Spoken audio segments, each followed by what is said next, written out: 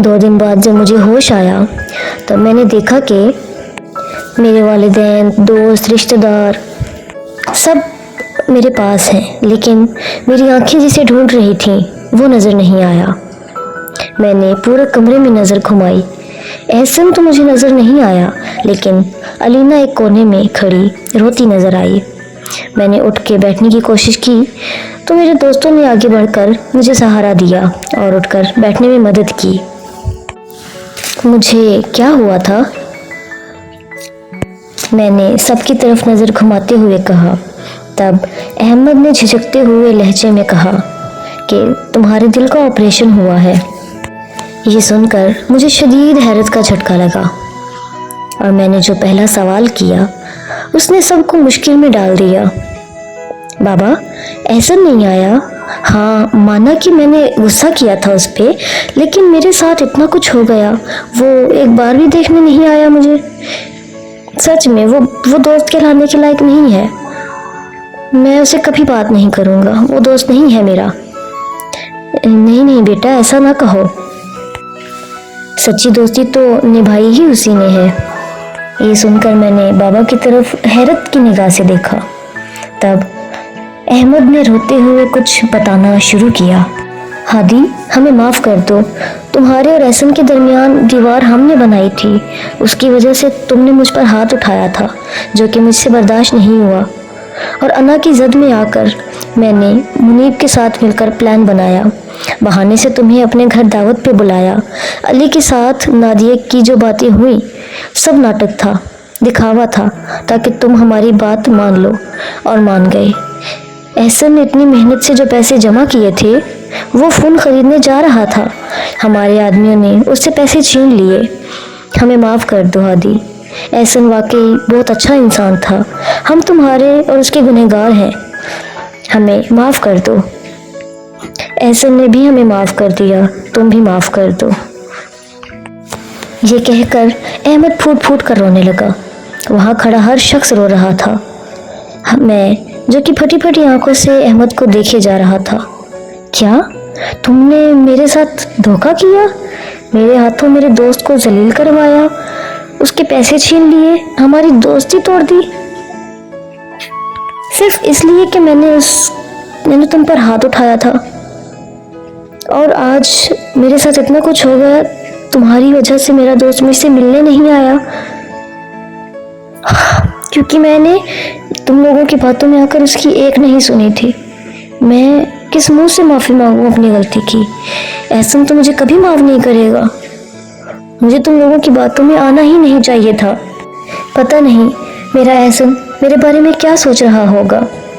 रोते हुए मैं बड़बड़ाता गया। तब अहमद ने बोला, हमें माफ़ कर दो हादी, प्लीज़ हमें माफ़ कर दो। एहसन से मिलना चाहता हूँ मैं, प्लीज़ उसे बुला दो। मैं पाँव पकड़ कर उससे माफ़ी मांगूंगा। मुझे एहसन से बात करनी होगी। मेरी इस बात पर सब खामोशी से रोते रहे। अहमद कहने लगा, हादी देखो, एहसन तुमसे बहुत मोहब्बत करता था, वो तुमसे नाराज़ नहीं था। ये था का क्या मतलब? तब मेरे बाबा ने मुझे बताना शुरू किया कि हादी, तुम दिल के एक मर्ज में मुब्तला थे, तुम्हारा दिल काम नहीं कर रहा था। डॉक्टर ने बताया कि अगर कोई तुम्हें अपना दिल दे दे तो तुम्हारी जान बचाई जा सकती है, इसके अलावा तुम्हारा बचना नामुमकिन है। हम तो उम्मीद छोड़ ही चुके थे कि अचानक एहसन सामने आ गया। उसने डॉक्टर की बात सुन ली थी, उसने डॉक्टर की सारी बातें सुन ली थी। उसने डॉक्टर से जो कहा, हमारे होश फना हो गए। डॉक्टर, आप हादी को मेरा दिल दे दें, लेकिन प्लीज़ उसे बचा ले। अहमद और मुनीब सहम गए और हैरत से पूछा, तुम्हारा दिमाग तो ठीक है? पता भी है तुम क्या बोल रहे हो? एहसन रोते हुए बोला, हाँ पता है, मैं अपनी जान हादी को दे रहा हूँ। अगर मैंने ऐसा ना किया तो हादी को खो दूंगा, और मुझे ऐसी ज़िंदगी नहीं चाहिए जिसमें हादी ना हो। हादी के अलावा मेरा इस दुनिया में है ही कौन? लेकिन हादी के पास तो सब रिश्ते हैं, माँ बाप, बहन भाई, दोस्त, रिश्तेदार सब हैं। मेरे पास तो हादी के अलावा कुछ भी नहीं। इसलिए मैंने फैसला कर लिया है, और اور میں اپنے فیصلے سے ہرگز پیچھے نہیں ہٹوں گا۔ یہ سن کر وہاں موجود سب لوگ تڑپ اٹھے۔ احمد کو بہت پچھتاوا ہوا۔ اس نے احسن کو سارا سچ بتا دیا اور معافی مانگی۔ احسن انہیں معاف کر دیا۔ احسن سب سے ملا اور آخر میں اپنی بہن علینا کو سینے سے لگایا اور بہت رویا۔ پھر ڈاکٹر سے جلدی میں ہڑبڑی میں کہنے لگا، چلیں ڈاکٹر، میرے دوست کو میری ضرورت ہے، دیر نہ کریں۔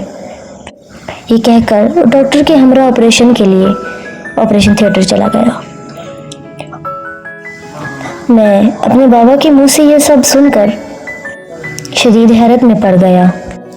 میری آنکھوں سے آنسو جاری ہو گئے اور میں نے تڑپ کر پوچھا، کہاں ہے میرا دوست؟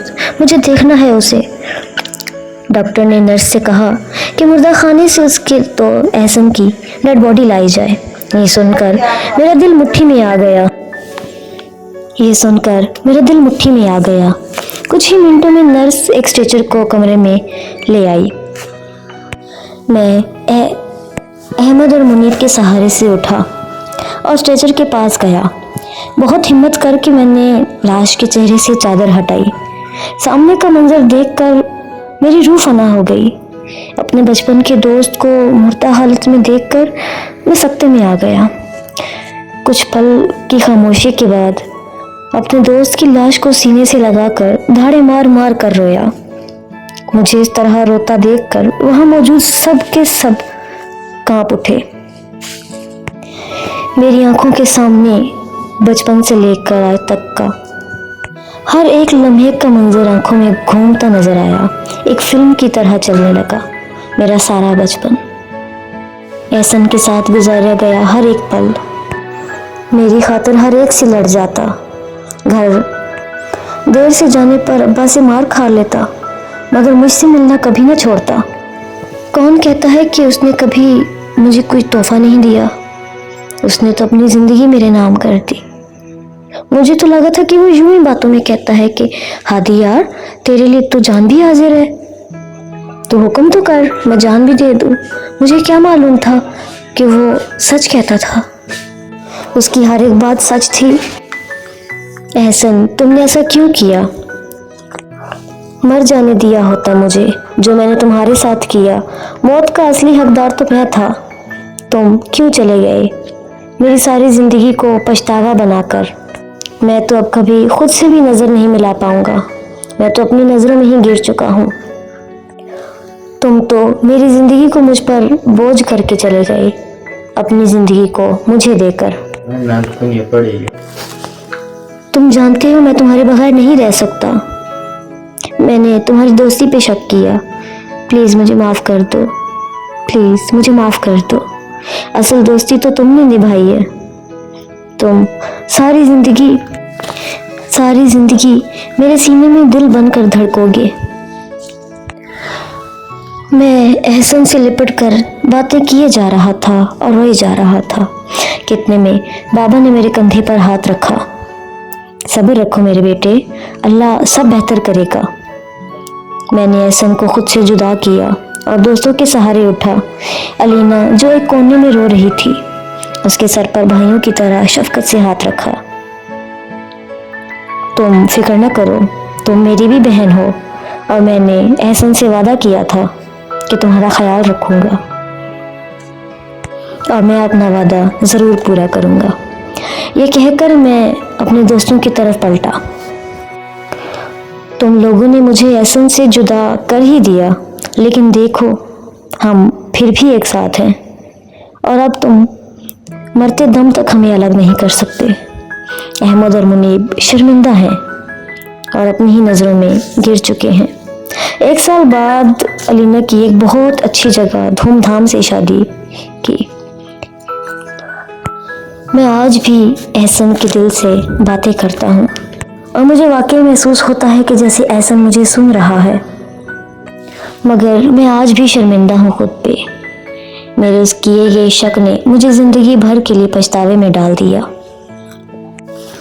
پیارے دوستوں، دوستی ہی ہماری زندگی کا واحد ایسا رشتہ ہے جس میں کوئی مطلب نہیں ہوتا، کوئی لالچ نہیں ہوتا، اور بچپن کی دوستی تو دنیا کا انمول ترین رشتہ ہے، और वो सब दोस्त जो आपकी कदर करते हैं, आपसे प्यार करते हैं बिना किसी मतलब के, वो अनमोल हैं।